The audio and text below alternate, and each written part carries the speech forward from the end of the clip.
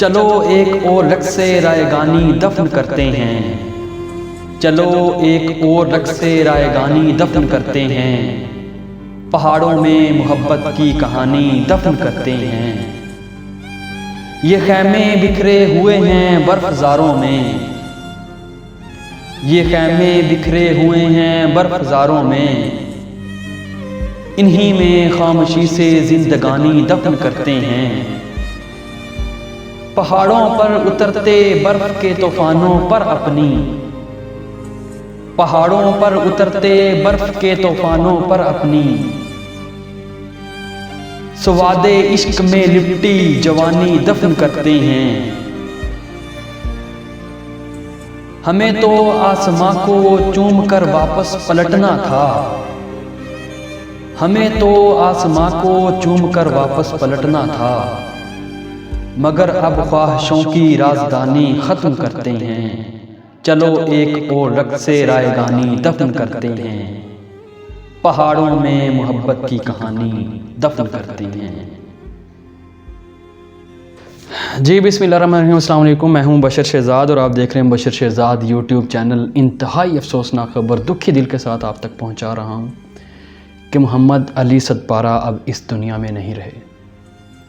इसकी तस्दीक की है उनके बेटे साजिद अली सदपारा जो है, उनके बेटे ने तस्दीक की है। प्रेस कॉन्फ्रेंस की गई है जिसमें बताया गया है कि मोहम्मद अली सदपारा और जो बाकी उनके साथ को पैमा थे वो अब इस दुनिया में नहीं रहे। इन्ना लिल्लाहि व इन्ना इलैहि राजिऊन।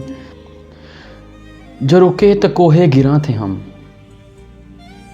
जो रुके तो कोहे गिरा थे हम, जो चले तो जहाँ से गुज़र गए।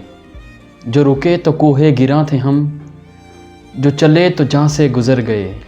रहे यार हमने कदम कदम, तुझे यादगार बना दिया। मोहम्मद अली सदपारा पाकिस्तान का एक बहुत बड़ा नाम, पाकिस्तान का एक ऐसा हीरो जिसके अंदर ये जज्बा था कि कोई ऐसी चोटी न रह जाए जहाँ पे पाकिस्तान का सब्ज़ हलाली परचम मैं लहरा ना सकूँ।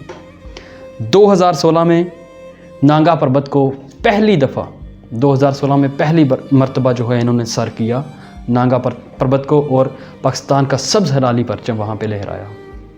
एक ऐसा इंसान जिसके अंदर एक जुनून था, वतन की मोहब्बत उसके अंदर कूट कूट भरी हुई थी। एक ऐसा इंसान जो अपने बेटे को साथ लेके जाता है।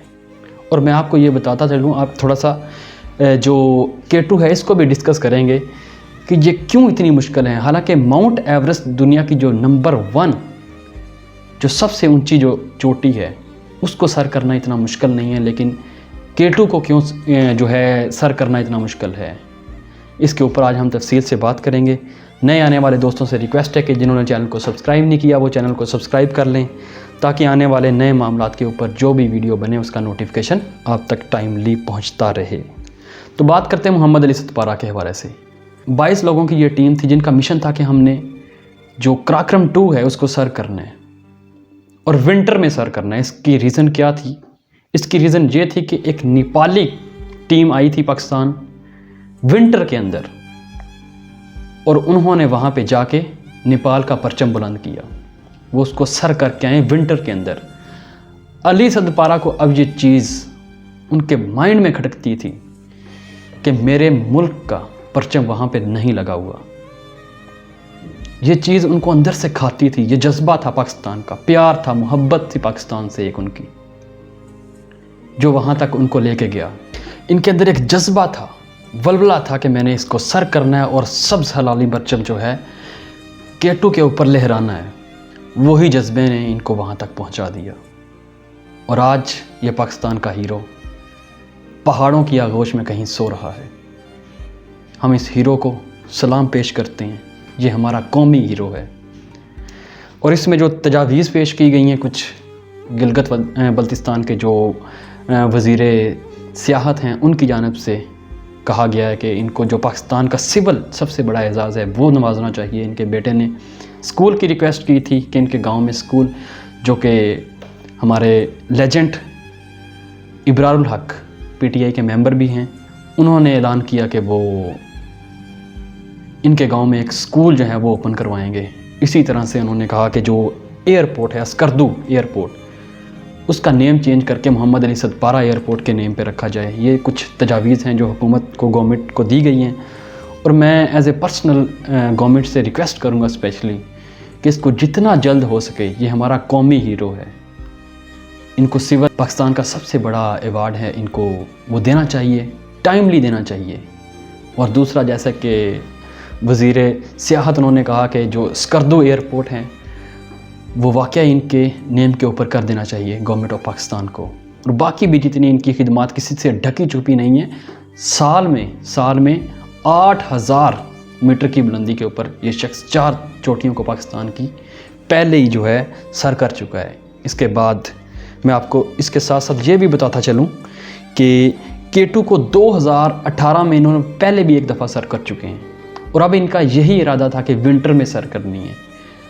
और K2 के बारे में थोड़ा सा आपको बताता चलूँ कि ये स्टीपनेस इसकी बहुत ज़्यादा है, और आप जैसा या मेरे जैसा जो इंसान है वहाँ उसके लिए तो सांस लेना बड़ा मुश्किल होता है, ऑक्सीजन बहुत कम होती है उस लेवल पे। C1 पे हालांकि इनको 20 से 25 दिन वहाँ पे रहना पड़ता है, ट्रेन करते हैं वहाँ पे पहले इनको, इनके अंदर जो रेड ब्लड सेल्स होते हैं वहाँ पे इंक्रीज़ होते हैं ताकि ऊपर जाते वक्त इनको कोई सांस की प्रॉब्लम ना हो। वहाँ पे ट्रेनिंग होती है बाकायदा इनकी। उसके बाद फिर C1 पे जाते हैं, C2 पे जाते हैं, C3 पे और C4, ये 4 हमारे पास स्टेप होते हैं जो सर करने के लिए K2 को। अब ये इतनी मुश्किल क्यों है? हालांकि जो माउंट एवरेस्ट है उसकी जो बुलंदी है वो 8848 मीटर है। माउंट एवरेस्ट की बात कर रहा हूँ जो दुनिया की पहले नंबर पे है, सबसे ऊंची जो चोटी है। और K2 की 8611 मीटर जो है इसकी हाइट है, और दुनिया की ये दूसरी बड़ी चोटी है हमारे पास। तकरीबन 1000 लोग माउंट एवरेस्ट को सर कर चुके हैं। पराक्रम इतनी मुश्किल क्यों कि हर 100 में से 39 जो है वो इसमें रह जाते हैं और इसको सर नहीं कर सकते।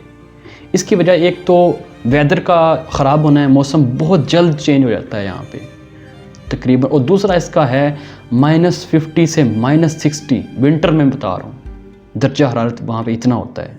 -50 और -60 कहना आसान है, लेकिन वहाँ पे जज करना बहुत मुश्किल है। तो ये लोग जो है सर पे कफन बांध के निकल पड़े, और C3 तक ये सब लोग चले गए। तकरीबन 22 लोग थे ये। 3 दफ़ा ये वापस आए, मौसम की ख़राब सूरत हाल की वजह से इनको वापस आना पड़ा। इनके जो बेटे हैं साजिद सदपारा, उनका वहाँ पे जो रेगुलेटर था ऑक्सीजन का वो ख़राब हुआ, जिसकी वजह से वो भी वापस आ गए। 3 लोगों ने ये डिसीजन किया कि हम आगे जाएंगे, 3 से 4 लोगों ने, जिसमें एक अली सदपारा भी थे, मोहम्मद अली सदपारा। तो ये निकल पड़े वहाँ से, और उसके बाद ये सारी सिचुएशन जो बनती रही है, और पाक फ़ौज ने जो है इसमें बड़ा इम्पोर्टेंट रोल अदा किया है। दुनिया ने देखा है कि पाकिस्तान की जो फ़ौज है वो किस तरह अपने हीरो का ख्याल रखती है। F-16 जो त्यारे थे वहाँ पे लेकर जाए गए, और वहाँ पे सारा मुकम्मल तौर पर ढूंढने की मुकम्मल कोशिश की गई, और दुनिया को हमने ये पैगाम दिया कि जो हमारे कौमी हीरो हैं हम उनकी किस तरह से हिफाजत करते हैं, किस तरह से उनको ढूंढते हैं। ये पूरी दुनिया ने देखा, और कोई इनका यही रिकॉर्ड नहीं है मोहम्मद अली सदपारा का। इससे पहले भी बहुत से रिकॉर्ड बना चुके हैं, जिनमें इन्होंने 10 को पैमा के साथ जो है चीन की बहुत बड़ी एक चोटी है उसको सर कर चुके हैं। इसके बाद जैसे मैंने बताया कि 1 साल के अंदर बंदा एक दफ़ा करे ना 8000 मीटर की चोटी, दूसरी दफ़ा बंदे में हिम्मत नहीं रहती, लेकिन उन्होंने 4 दफ़ा उस चोटी को सर किया। और इन्होंने अपने सफ़र का आगाज़ 2006 में किया था, और गैशे ब्रोम एक पाकिस्तान की चोटी है, उनको इन्होंने सबसे पहले जो है वो सर किया था। मोहम्मद अली सदपारा तो इस दुनिया में अब नहीं रहे, लेकिन इन जैसे लोग, इन जैसे बहादुर इंशाअल्लाह इस धरती की माएँ पैदा करती रहेंगी, और इंशाअल्लाह वो इसी तरह से K2 क्या दुनिया की जितनी भी बुलंद तरीन चोटियाँ हैं उनको सर करते रहेंगे। आखिर में दुआ है कि अल्लाह ताला मोहम्मद अली सदपारा को जन्नतुल फिरदौस में आला मकाम से नवाजे, और जो लवाहकीन हैं उनको सब्र जमील अता फ़रमाएँ। अपने दोस्तों का ख्याल रखिए। मुझे इजाज़त दीजिए। अल्लाह हाफ़िज़।